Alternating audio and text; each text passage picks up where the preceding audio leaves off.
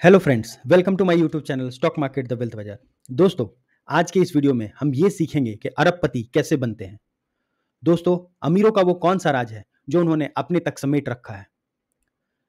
यो कौन सा राज है दोस्तों जो सिर्फ कुछ चुनिंदा लोगों के पास ही है। फ्रेंड्स, आज इस वीडियो के माध्यम से हम उस राज से पर्दा उठाने जा रहे हैं। दोस्तों, क्या आप इस जर्नी में मेरा साथ देंगे? क्या आप भी मेरे साथ अमीर बनने की उस राह में चलना चाहेंगे? अगर इसका उत्तर हाँ है दोस्तों, तो आइए इस वीडियो की शुरुआत करते हैं। दोस्तों, इस वीडियो को शुरू करने से पहले अगर आपको ये चैनल अच्छा लगता है और इसके वीडियो आपको इन्फॉर्मेटिव लगते हैं तो kindly do subscribe this channel. दोस्तों, इस अमीर बनने की राह में जो सबसे पहली कड़ी है वो है मल्टी बैगर स्टॉक चुनाव। दोस्तों, एक स्टॉक मल्टी बैगर कैसे बनता है? दोस्तों, इन अमीर लोगों को कैसे पता होता है कि ये स्टॉक मल्टी बैगर बनेगा? दोस्तों, अधिकांश नए निवेशकों या गरीब लोगों के पास ये कला क्यों नहीं है कि वो मल्टी बैगर स्टॉक का चयन कर पाएं और अपनी गरीबी मिटा पाएं। तो आइए दोस्तों, सबसे पहले हम इस बात को समझते हैं कि एक स्टॉक मल्टी बैगर है या नहीं। ये समझने के लिए किन चीज़ों की आवश्यकता है? दोस्तों, फाइनेंशियल रिपोर्ट एक आईना होता है। किसी भी कंपनी का एक कंप्लीट पोर्टफोलियो है जो ये बताता है कि वो कंपनी कैसी है। जैसे दर्पण के सामने, आईने के सामने जब आप खड़े होते हैं तो आपका एक्चुअल व्यक्तित्व, एक्चुअल प्रतिबिंब उस आईने में दिखता है। सेम उसी तरीके से दोस्तों, जो फाइनेंशियल रिपोर्ट होते हैं वो हर एक कंपनी के जस्ट आईने के समान होते हैं और उसके पूरे प्रतिबिंब को रिफ्लेक्ट करते हैं। दोस्तों, अब ये हमारे ऊपर है कि हम उस प्रतिबिंब को कितना समझ पाते हैं। फ्रेंड्स, जब भी हम किसी कंपनी के फंडामेंटल को एनालिसिस करें तो उसका आधार क्या हो? फ्रेंड्स, किसी भी फंडामेंटल एनालिसिस के केवल दो आधार होते हैं। पहला, कंपनी का वैल्यू। कंपनी वैल्यूएशन वाइज कैसी है? महंगी है, सस्ती है या ठीक है, ओके ओके, अपने वैल्यूएशन को जस्टिफाई कर रही है। दूसरा दोस्तों, स्टॉक का प्राइस। स्टॉक का प्राइस कितना है? दोस्तों, जब किसी कंपनी का स्टॉक प्राइस और उसकी कंपनी की वैल्यू, ये दोनों आपस में बराबर होते हैं तभी वैल्यूएशन जस्टिफाई होती है।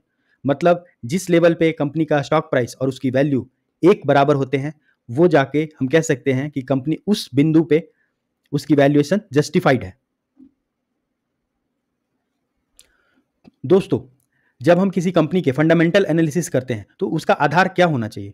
दोस्तों, किसी भी स्टॉक के फंडामेंटल एनालिसिस का आधार हमेशा बिजनेस आउटलुक, फाइनेंशियल रिपोर्ट और किसी भी कंपनी के फ्यूचर ग्रोथ को ही रखा जाता है। गवर्नमेंट का विजन उस पर्टिकुलर सेक्टर में किस प्रकार है, उस कंपनी ने अभी तक उस सेक्टर में अपना किस तरीके का योगदान दिया है, क्या उसका परफॉर्मेंस कंसिस्टेंट है, नहीं है, ये सारी चीजें फंडामेंटल एनालिसिस का आधार होती है। फ्रेंड्स, जब हम किसी कंपनी के बारे में अध्ययन करते हैं तो हमेशा हमें लॉन्ग टर्म विजन को लेके ही चलना चाहिए। कभी भी हमें उसके प्राइस को चेज नहीं करना चाहिए। कभी भी ये जानने के लिए बहुत ज़्यादा उत्सुकता नहीं रखनी चाहिए कि कल उसका प्राइस कितना था और आज कितना है। अगर हम मल्टी बैगर स्टॉक सिलेक्शन की बात कर रहे हैं तो हमें हमारा ध्येय पता होना चाहिए, गोल पता होना चाहिए और हमें उसी दिशा में काम करना चाहिए। दोस्तों, वो कौन कौन से पैरामीटर हैं जिनके आधार पर हम किसी कंपनी को चयन करते हैं, ये जानने की कोशिश करते हैं कि वो कंपनी में मल्टी बैगर बनने का पोटेंशियल है या नहीं। दोस्तों, जो सबसे पहला एलिमेंट आता है वो है कंपनी का बिजनेस मॉडल। दोस्तों, हमेशा ये याद रखिए, कोई भी स्टॉक मल्टी बैगर फ्यूचर में ही बनता है, कोई आज तो नहीं मल्टी बैगर बनेगा। मल्टी बैगर की हम जब भी बात कर रहे हैं तो हम फ्यूचर की बात कर रहे हैं, मतलब आने वाले कल में उस शेयर में, उस स्टॉक में ये पोटेंशियल है कि वो मल्टी बैगर बन सकता है। तो दोस्तों, ये सबसे ज्यादा इस बात पर डिपेंड करता है कि कंपनी का बिजनेस मॉडल क्या है। क्या उसका बिजनेस मॉडल फ्यूचर ओरिएंटेड है? क्या आगामी 5 से 10 साल में वो बिजनेस सस्टेन करेगा? दोस्तों, क्या गवर्नमेंट का विजन उस बिजनेस मॉडल से मैच खाता है? अगर ये सब सवालों का आंसर यस है तो डेफिनेटली वो कंपनी के अंदर वो पोटेंशियल है कि वो मल्टीबैगर बन सकती है। दूसरा दोस्तों, रेवेन्यू और प्रॉफिट। दोस्तों, जब भी कोई कंपनी हर साल अपने बैलेंस शीट पेश करती है या पब्लिश करती है तो आप उसमें चेक कर सकते हैं कि कंपनी का रेवेन्यू और उसका प्रॉफिट किस तरीके से है। क्या रेवेन्यू और प्रॉफिट दोनों बढ़कर आ रहे हैं? क्या इसमें कंसिस्टेंसी है? क्या कंपनी बिजनेस जनरेट कर पा रही है? दोस्तों, अगर कोई कंपनी कंसिस्टेंटली रेवेन्यू और प्रॉफिट जनरेट कर पा रही है तो इसका मतलब है कि आने वाले दिनों में भी उसके बैलेंस शीट के अच्छे रहने की संभावना है, जो कि एक फ्यूचर ओरिएंटेड कंपनी के लिए बहुत जरूरी है। दोस्तों, तीसरा प्रमुख पैरामीटर है डेट। हर एक कंपनी को अपने फ्यूचर प्लान के लिए या रोड मैप को पूरा करने के लिए तरह तरह के खर्चों की आवश्यकता होती है, जैसे कि sales, finance, product development, infrastructure, supply chain management. ये सब चीज़ों के लिए कंपनी को बहुत सारे कर्ज की ज़रूरत होती है। दोस्तों, कर्ज लेना कोई बुरी बात नहीं है, लेकिन उस कर्ज का उपयोग कैसा है? अगर कोई कंपनी इस कर्ज का बेहतरीन उपयोग करके अपने रेवेन्यू और प्रॉफिट दोनों को बढ़ा पा रही है, या हमें दिख रहा है कि हाँ, आगामी वर्ष में इसके बढ़ने की संभावना है। जैसे कोई कंपनी अगर किसी एसेट को खरीद रही है तो तुरंत से उसे प्रॉफिट नहीं दिखेगा, लेकिन हमें ये जरूर दिखेगा कि ये एसेट आगे 1 या 2 साल में वैल्यू ऐड कर सकता है इसके टोटल रेवेन्यू में या ग्रोथ में।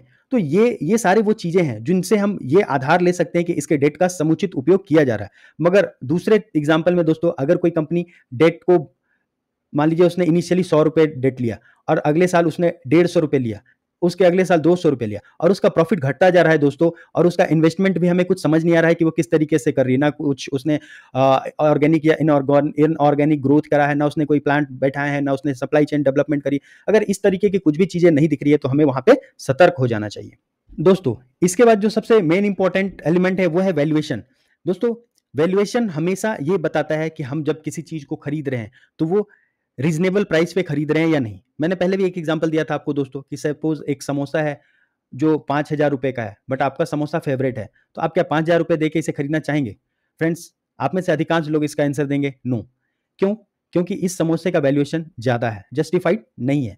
सेम इसी तरीके से दोस्तों, जब हम किसी फ्यूचरिस्टिक प्लान के बारे में सोचते हैं या कोई मल्टी बैगर स्टॉक के बारे में सोचते हैं, तो सबसे पहले हमें ये बहुत जानना जरूरी होता है कि इसके जो सारे एलिमेंट्स हैं, क्या वो उसके वैल्यूएशन को जस्टिफाई करते हैं या नहीं। कुछ की पैरामीटर्स हैं जिसके द्वारा किसी भी स्टॉक के वैल्यूएशन को हम आइडेंटिफाई कर सकते हैं। दोस्तों, पहला है price to earning ratio. Price to earning ratio क्या होता है दोस्तों? प्राइस टू अर्निंग रेशियो को हम सिंपल भाषा में समझें तो ऐसे समझ सकते हैं कि कंपनी 1 रुपए कमाने के लिए कितने रुपए पे करने के लिए तैयार है। सपोज अगर किसी का प्राइस टू अर्निंग रेशियो 20 है, इसका मतलब है कंपनी 1 रुपए कमाने के लिए 20 रुपए खर्च करने के लिए तैयार है या खर्च कर रही है। तो दोस्तों, आप इससे ये एनालाइज कर सकते हैं कि कंपनी का वैल्यूएशन कैसा है, महंगा है कि सस्ता है।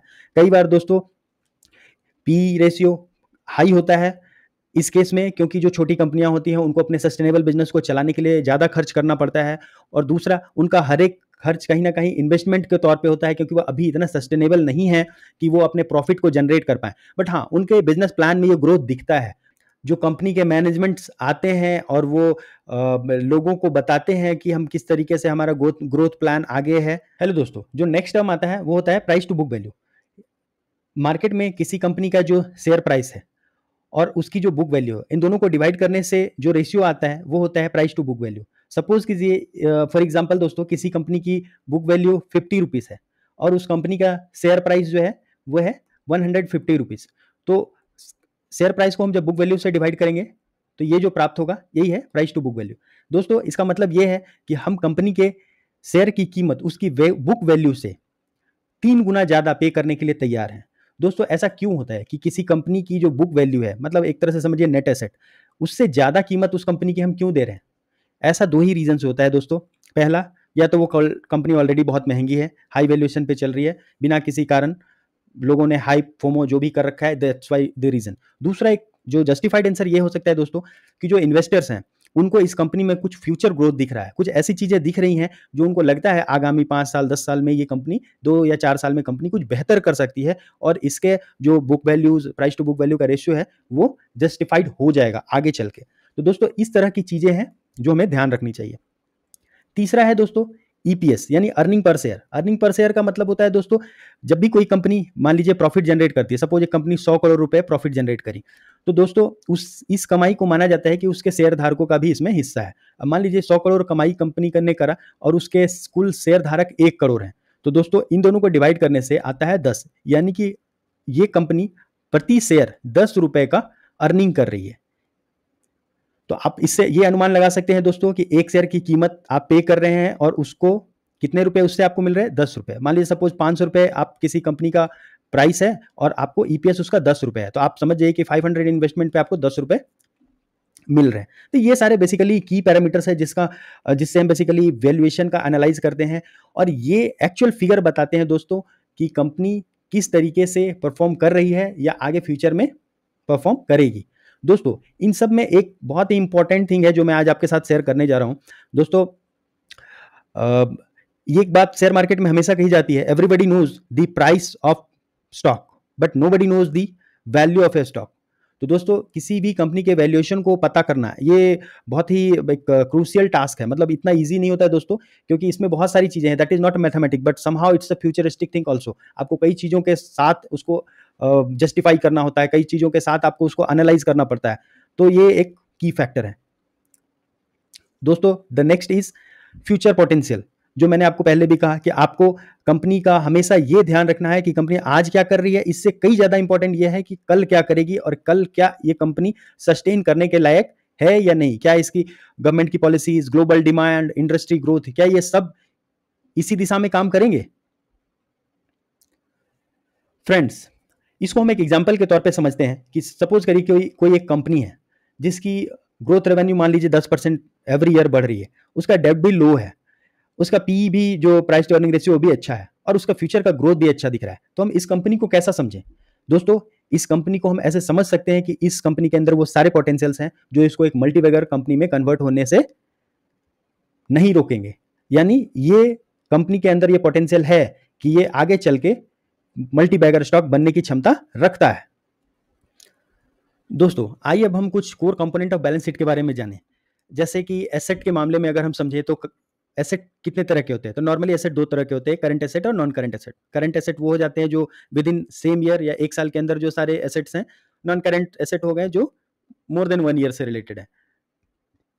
लाइबिलिटीज में भी वही होता है दोस्तों, करंट लाइबिलिटीज जो विद इन 1 ईयर हमें पे करने हैं, नॉन करंट लाइबिलिटीज जो 1 ईयर से बियॉन्ड है, ज्यादा है। तीसरा होता है दोस्तों शेयर होल्डर्स इक्विटी। इसमें दो होते हैं भाग। बेसिकली ये वो पार्ट है जो ऑनर को बिलोंग करता है, मतलब ऑनर को क्या मिलता है। तो द फर्स्ट थिंग इज कि जो हम share as a share holder जो हम इन्वेस्ट करते हैं पैसा, वो होता है एज ए बिजनेस। और दूसरा होता है दोस्तों जो रिजर्व सरप्लस कंपनी के पास होती है। आइए इसे थोड़ा सा डिटेल में समझने का प्रयास करें कि करंट एसेट के अंदर क्या क्या होता है। करंट एसेट में दोस्तों जैसे कैश जो भी पड़ा होता है कंपनी के पास वो हो गया, जो भी कंपनी को पैसे मिलने वाले होते हैं विद इन ईयर वो होते हैं। इन्वेंट्री में क्या है, इन्वेंट्री नॉर्मली 1 ईयर के लिए ही कंसीडर की जाती है। शॉर्ट टर्म इन्वेस्टमेंट वगैरह उनसे भी जो भी चीजें आई वो करंट एसेट में है। नॉन करंट एसेट में क्या होता है दोस्तों? प्रॉपर्टी, वो एक ईयर के लिए नहीं होता है, that is invested for ever. Plant equipment, intangible assets, ये सारी चीजें जो है नॉन करंट एसेट में आती है। लाइबिलिटीज भी वैसे ही होती है दोस्तों, जो भी अकाउंट से पेबल है वो करंट लाइबिलिटीज, मतलब एक साल के अंदर हमें पे करना है, सैलरी वगैरह ये सारी चीजें होती है। शॉर्ट टर्म लोन वगैरह पे करने होते हैं, कुछ एक्सपेंसेस होते हैं जो विद इन 1 ईयर हमें करने होते हैं। नॉन करंट लाइबिलिटीज में क्या होता है दोस्तों कि बहुत सारे लोन्स होते हैं जो लंबे समय के लिए जाते हैं, 5 साल 10 साल, तो वो लाइबिलिटीज इसके अंदर आता है। पेंशन लाइबिलिटी, बहुत सारे इंप्लॉयज होते हैं जिनको पेंशन मिलता है, कंपनी को देना होता है, तो वो सारी चीजें जो लाइबिलिटीज पार्ट है वो नॉन करंट एसेट में आती है, सॉरी नॉन करंट लाइबिलिटीज में आती है। शेयर होल्डर्स इक्विटी, इसके अंदर आपको मैंने बताया ही दोस्तों कि जो हम शेयर खरीदते हैं और उसके बदले पैसे देते हैं वो, और दूसरा होता है जो रिजर्व कंपनी के पास होता है, मतलब जो प्रॉफिट से उनको जो पैसे उनके पास बच गए वो वाले। दोस्तों अब हम इन फंडामेंटल एनालिसिस को किस तरीके से यूज करना है ये सीखेंगे। सबसे पहला है दोस्तों कि एसेट और लायबिलिटीज को कंपेयर करने से हमें ये पता चलता है कि ये कंपनी कितनी स्टेबल है। अगर कंपनी की लायबिलिटीज बहुत ज्यादा है एज कंपेयर टू एसेट, तो ये हमेशा उसके सस्टेनेबिलिटी पे एक सवाल है। दोस्तों दूसरा ये है कि हम उसके डेट टू इक्विटी रेशियो को चेक करेंगे और देखेंगे कि क्या कंपनी ने इतने ही कर्ज ले रखे हैं जितना वो मैनेज कर सकती है, या फिर उसने इतना कर्ज ले रखा है जो उसको पे कर पाना उसके लिए मुश्किल नहीं है, जो अगेन उसके क्वेश्चन, मतलब उस कंपनी के सस्टेनेबिलिटी पे क्वेश्चन रेज कर रही है। तीसरा है दोस्तों लुक्स अ कैश रिजर्व। जिस कंपनी के पास अगर कैश रिजर्व अच्छा हो, यानी उनको प्रॉफिट के बाद, कंपनी के सारे एक्सपेंडिचर के बाद जो प्रॉफिट बचा हुआ वो उनके पास अच्छे खासा अमाउंट में हो, तो ये इस बात को दिखाता है कि कंपनी का, हर एक कंपनी का एक दौर होता है। कोई अच्छे कंपनी अच्छे दौर से भी गुजरती है, कभी कंपनी बुरे दौर से भी, लेकिन जब बुरे दौर में कंपनी गुजरे उस समय उसके पास बैलेंस शीट में इतने पैसे हो कि वो इस दौर से ओवरकम कर पाए, बाहर निकल पाए। लेकिन अगर इस दौर से निपटने के लिए उसके पास कोई बैकअप प्लान नहीं हो, कोई रिस्क असेसमेंट नहीं हो, तब जाके कंसर्न्स रेज होते हैं दोस्तों। दूसरा है दोस्तों इक्विटी ग्रोथ। दोस्तों कंपनी किस तरीके से ग्रोथ कर रही है, year by year, quarter by quarter company का परफॉर्मेंस कैसा है, उसका ईपीएस किस तरीके से बिहेवियर कर रहा है, ये सारी चीजें बताती है कि कंपनी का फंडामेंटल किस तरीके का है। दोस्तों एक फंडामेंटल रिपोर्ट एनालिसिस के लिए मैं आपको एक रिपोर्ट कार्ड दिखा रहा हूं जो जस्ट फॉर मैंने एक रैंडम लिया है इन्फोसिस, आप किसी का भी ले सकते हैं, किसी भी कंपनी का, इट्स नॉट अबाउट इन्फोसिस। मैं ऐसा नहीं कि कहीं देयर इज नो रिकमेंडेशन कि आप इसी को बाई करें, खरीदे, सेल करें। This is only for the core educational purpose. मैं आपको सिर्फ बैलेंस शीट दिखा रहा हूँ कि किस तरीके से कंपनी एक बैलेंस शीट पब्लिश करती है और उसका मायने क्या होते हैं दोस्तों। तो जैसे आप इसमें देख सकते हैं कि टोटल कंपनी का रिजर्व 21 में इतना था, 22, 23, 24, 25, ये क्वार्टर बाई क्वार्टर आप देख सकते हैं कि कंपनी किस तरीके से ग्रो कर रही है, जो एक अच्छा इंडिकेशन होता है किसी भी कंपनी के लिए।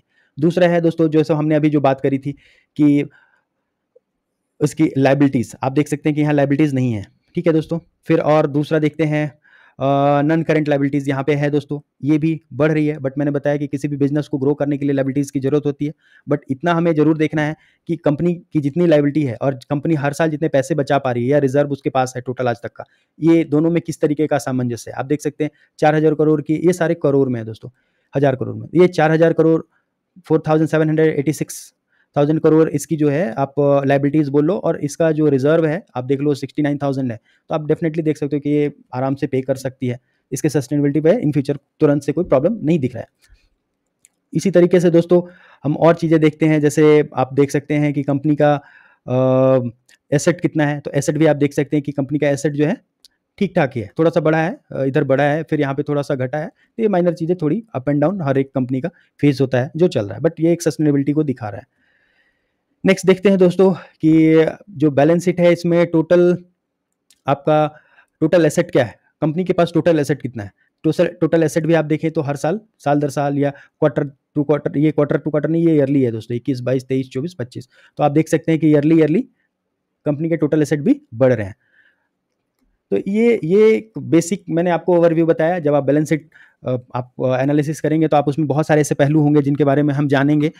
आप मुझे कमेंट करें अगर आप और डिटेल में बैलेंस शीट को रीड करना चाहते हैं कि उसके सारे कंपोनेंट्स को हम रीड करें और डिटेल में उस चीज़ों को समझें, तो kindly you can comment in comment section. आज के लिए बस इतना ही दोस्तों। Thanks for watching this video. अगर आपको ये वीडियो अच्छा लगा, अगर आपने इस वीडियो के माध्यम से कुछ नई चीज़ें सीखी, तो kindly subscribe this channel, press the bell icon and like the video.